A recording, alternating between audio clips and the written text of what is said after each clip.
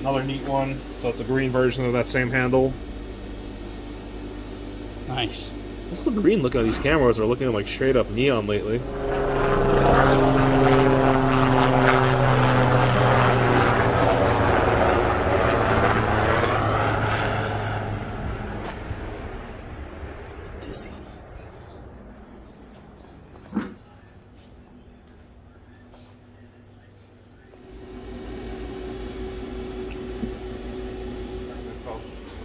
Some works in progress. Lots of works in progress. Lots of whips. Lots of whips. Nice. Alright guys, I'm over here at NCC Knives. If you've seen the channel before, as the compressor turns on, you'll notice that Nick has a new CNC machine which he just got. New to me. New to you. 2001 Haas Mini Mill, and there's the original 2006 Haas Mini Mill. Why did you need two? And we got his dad up there working. See, Nick's a slave driver. He puts his dad to work. He's doing the light fixtures. He's doing everything. He never gives the man a break. Look at him. The man is doing everything. They put these lights up. He's pretending to work for the camera. So why two CNC machines? Now you got this from South Carolina, you said? No, that one came from North Carolina, and that one came from Illinois. Illinois. The more the better. Hopefully I have a third one in December. Where are you gonna, I mean, you do have a giant shop. No, if I get a third one, I'll probably reorganize it a little bit. But Yeah. maybe just a third row. I don't know. I'll figure it out. So 1, 2, and a future CNC. Bigger production. Yeah, that's going to stay for customs. That's going to be for prototypes, R&D, and development for new stuff. As I gear up for some production stuff. And then to help with customs when that one's busy. Nice.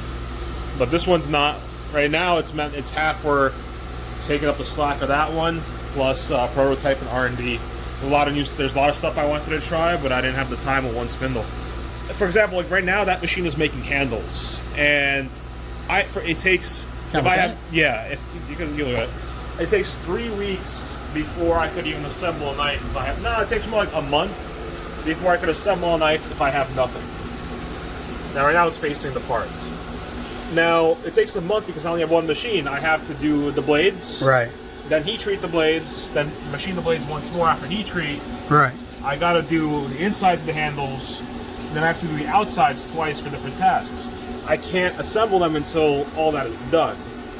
Now, at least, I can make the blades on one machine while the other machine makes the handles. Or doing the insides and the outsides simultaneously, which cuts that whole 1 month period into 2 weeks. Yeah. So that way I can make more models at once. As right now there's a different model out there. Just I don't want Mike to zoom in yet. And it's all around better. It's a lot of work. Less of a lag. Now that my dad works for me full time, it's a little. I needed to machine more parts at once. Yeah. There's payroll that has to be hit. My area, I could expect not to get paid for a month and make some money after, but now it's a little different. Now I need to cut that workflow into a week or two instead of 4 weeks. This is so intimidating. Like, I know you programmed all this. Yeah, but the computer generates all these lines. Back in the day, this was all drawn out by code. So I drew out maybe these first 5. Yeah. And then did everything else by itself after. It does it by itself? Well, I selected in the program, so it's like that's tool 3. So I told it what tool 3 is. I told it the head to spin at 6,000 inches a minute, well 6,000 revolutions a minute. I tell it to use the position is in tool. I went to the next one, and then it said G54. That's the same tool. So it said G54, which is the position of the block, so it knows where it is. I don't know what he's talking about. That's very technical and scientific. This generates by itself. So it says right there what tool it is. Yeah. It's a 1, 2 R drill bit. Yeah. It starts at X1 and X0, whatever. And then you're making me feel very stupid. But all of this generates. I can't read half of this either. I know just the few. He's lying. He's lying. There's no way. All those codes are down there. I don't know any of that shit. Yeah, all right.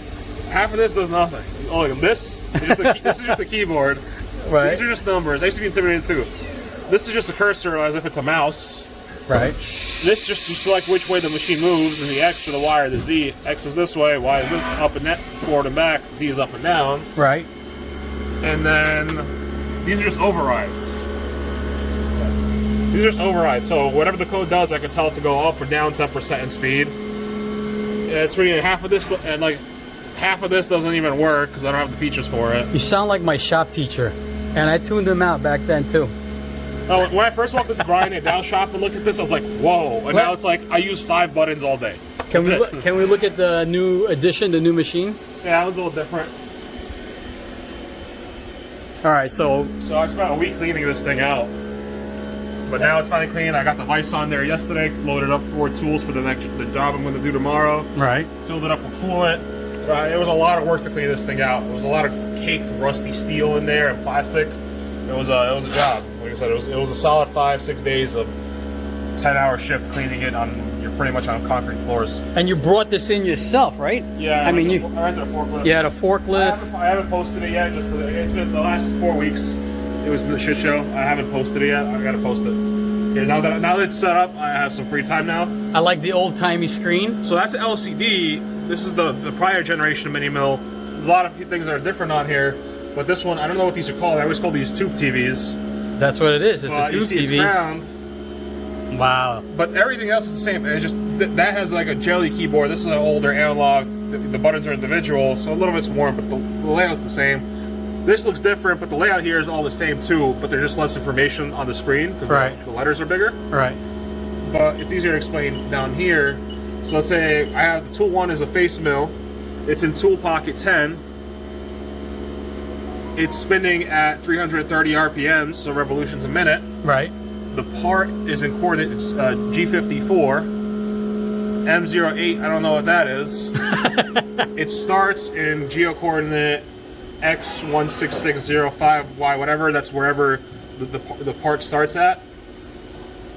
G54, I don't know what that is. And then the next tool will be tool 1, so it gets tool 1 ready. And then all this is self-generated. So that's how it's like. Can we talk about knives? This is really boring. This is about knives. Well, I'm gonna explain this nonsense. No, I don't. Off camera, he's like explaining I everything. don't. It's so complicated. How intimidating is that? You need like a degree in CNC to. How did you learn to use all this? That's nuts. A lot of weed and a lot of couch time. What do you got? Oh, let's show them this one. This is cool. This is my main assembly workbench, and the one on the left is my dad's. Right. So this is one I built. This will be for sale in a couple of days. It's the last RC blade I had. It's one of the new handle options. I wanted to try that blue tumbled cracked ice finish. Looks good. Looks damn good because the sides are matte and like a bluish black almost, but this stayed polished, so it reflects light really neat with the Zerk accents and a two-tone acid wash blade. Gives a nice purchase So too. this was the original finish that was pretty popular. It just happens to be right next to this knife too, but this is an order. That's the prismatic. Yeah, the prismatic false liner, the combo one. So I did the same finish on here. Thought it'd give a good effect because of the highs and lows. Right. Just happens to be literally the same combo. That's an order. There's some final touches on that one. The workflows, my dad assembles them. I check them, I grind them, whatever it is. Right now I'm grinding all these blades, so they're in the other room. That's why it's on the table. Each order gets a card. I fill out all the info for the order, and everything stays together in these boxes I made. Get the blade, lock side, show side card. Backspacers go there, clips go there. These bins hold all the little bits. Very organized. I keep thinking about selling these, but I don't really want a machine wood. Oh, selling the holders? What, to other knife makers? Yeah, because I've never found anything that's good enough, that's convenient enough, or it took too much table space. Yeah. This is kind of takes the minimal space for whatever it needs. And you don't lose parts, right? You keep track of everything. All the knives are engraved, so that's N on the box. Every part, the blade and both handles get an N in there. Since we both work on the knives simultaneously, they go into different rooms. Mm-hmm. They all get marked. Another neat one. So it's a green version of that same handle. Nice. What's the green looking at these cameras? Are looking like straight up neon lately. It's the lighting. No, it looks good. I think it looks good. This is a new handle option that I did. Pretty big fan of that one. It's green with entumbled and bronze accents. I like the holes on it. It's a pattern that I did by hand back in the day. I get a lot of requests for. That's So cool I looking. recreated it. You got a little bronze and green in there. Pretty neat. These are orders. This one's gonna be Miami Vice, so it's a teal. Now I got anodized pink over it. That's what you're calling it, Miami Vice? Yeah, like baby blue and pink. It's Miami Vice colors. Is it? Yes, it is. That's pink? I couldn't. No, I have to do the pink over it. I did pink. It was pink and blue earlier, but there was a big scratch in there, so I had to redo it. I just didn't put the pink back on there. It looked pretty neat, actually. Yeah. I think it might get pretty popular after. Same similar one with a purple. I call this the cracked ice. Yeah, I like that. But I haven't done it in purple yet. It's usually bronze or blue or green. Looks pretty good in purple. How'd you get like that? You tumble it a few times? So first I actually polish up the whole thing. So that's why these look polished in here. I polish up the whole thing, and I make it blue, and I tumble it for quite a while to get rid of most of the flat portions. Right. And then whatever's left over. I tumble them all a little differently, just by eye, until I think it looks good. Yeah. I don't do a standard time because I don't want them to all look the same. I just kind of do them all a little different. Custom. Yeah, sometimes it's 20 minutes, sometimes it's 30, sometimes it's 50, sometimes it's an hour. Yeah. I thought that was It's pretty just cool. an anodizing plate. Steve Kelly makes these. This one's sold by George AMX. Most knife makers know what this is. Just a plate with a lot of threaded holes in it. So you screw in your screws into here, and then you duck them in the anodizer so they don't get lost. Nice. And it comes out whatever color. This one just happens to be green. That's awesome. Tricks of the This trade. is a similar thing I made. It just, you screw clips onto here, backspacers, and you throw them in the tumbler so that way they don't get lost. When you throw something like a clip or a spacer in the tumbler, it'll take like a half hour to find it. So that's just scrap, one of your scrap Just a scrap handles. collab with me and Rob that I had. Drilled some holes in it, put some rock taps on here. Shout out to Rob Carter. Like this too. Your old-timey little fan over here. Which is not very I think old-timey. it's old-timey. The newer ones are usually plastic. It looks cool. I had it for a while. It helps dry the nail polish. Nice. Especially me and my dad, our assembly tables are next to each other. At first, I didn't have it this way. I had them on the other side of the shop because I didn't want to see them all day. But now, yeah, I seen you guys today working Yeah, and it made more right sense next to each other. It made more sense to just put us together. What else you want to show them? That's shop Buddha. That's the shot Buddha. Yeah. You're a big fan. All right, what do you got there? K-bar. So I found this thing, this Rambo K-bar, knife. I don't know what it's called, but I bought this maybe 15 years ago. I attacked it with a Dremel at some point, and I haven't seen it in about 15 years. Well, you were trying to customize it or I don't do a even finish? know. I was like 12, maybe. You had I was this like knife when you were 11. 12? I think I was 11. When I first started collecting, I think I was 11 or 12. And so I started regrinding it. Thinned out the grind because it was like a 90 thou behind here. It wouldn't cut shit. So I thinned it out, added a big swedge to there, and put the acid. Oh, you added the swedge. Oh, nice. That was the swedge that was there. Right. So You extended it? Yeah, we see I attacked the spine with a Dremel. So to clean it all up, I just put a full length swedge on there. Machining, laptop setup, that's inventory, and odds and ends to keep off the table. I don't really like extra things on the tables. You are very organized, I must admit. That's the bathroom / chemical room. You don't have to go in there, but you can just see it from the corner. No, I can see. It's I've anodized. seen that before. I've been in there with him. I figured we'd do a full tour and actually walk around now that the shop is like, let's more professional, more machines. Let's do it. So it's, essentially this is the drill press table, but it's really the lock tuning table. So this is where the detents get done. Got various drills for detent work all up here. That's a hand tapper. So still tap everything by hand. All the little drill bits, flat sanding, all the parts, and then the arbor press for bending parts straight and detent work. That's the big drill over there is a low RPM drill for chamfers and reaming. That's not for the detent work. Oh yeah, check this out. So he made this box lock bar So part. I wanted to put this because I'm always using this setup here: the Scotch-Brite wheels, the diamond wheel.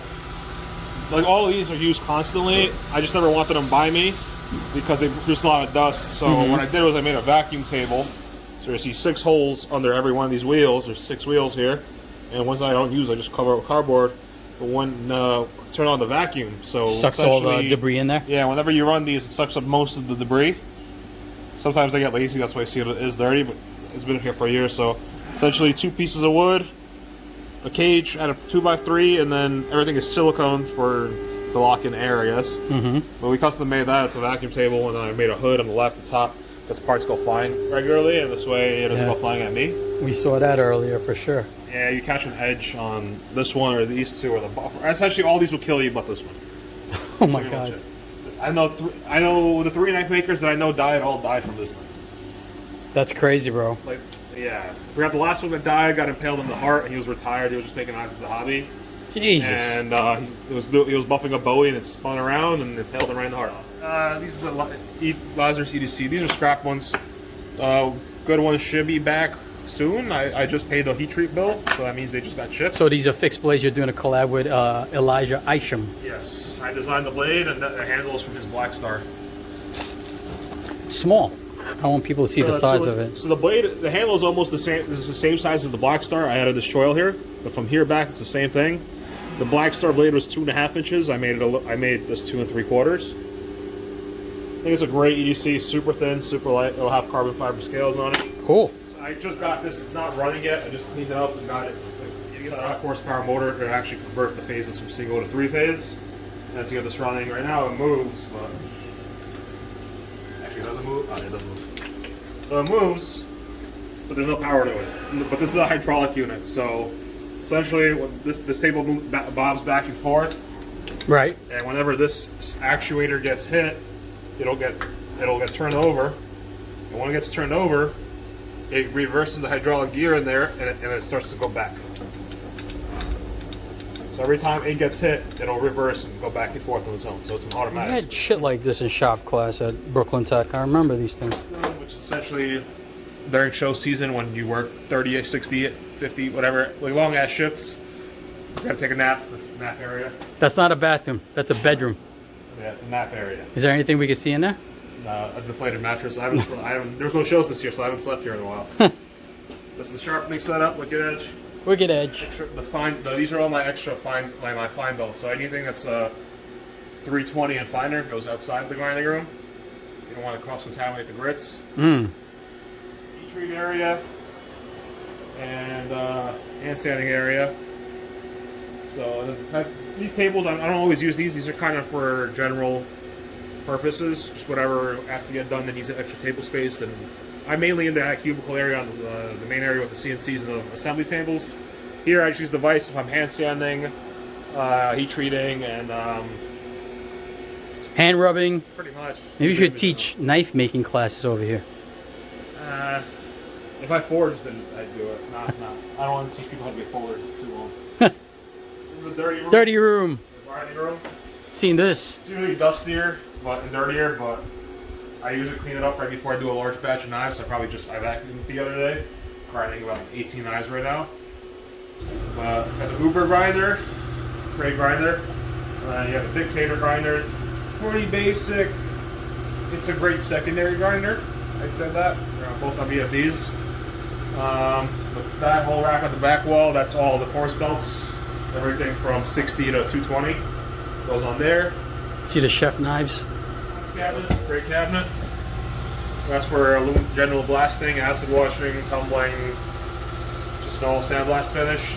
The blue one is for bead blast. It's a pain in the ass for the bead blasting though. I never see you use that one. I always see you on this one. Well, this just does all the general stuff. Most of the finishes, that's for a very specific finish. And I hate So it's different media? Yeah, it's glass powder. It's very. I need to get a different cabinet for it. I want to try a wet cabinet. This is a machine I built. I haven't used it yet. I really should. But I spent the time building it. You see, everything's put on the plate. This is a slow speed grinder. I milled this block into a 9-degree angle for locks. Okay. This is a sine plate. You twist these handles.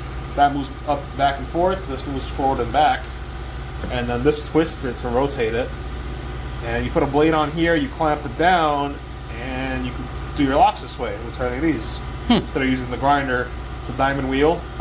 I put quite a bit of time in building this, and then this diamond was too coarse. I never really bought a new one. It's been sitting here for a while.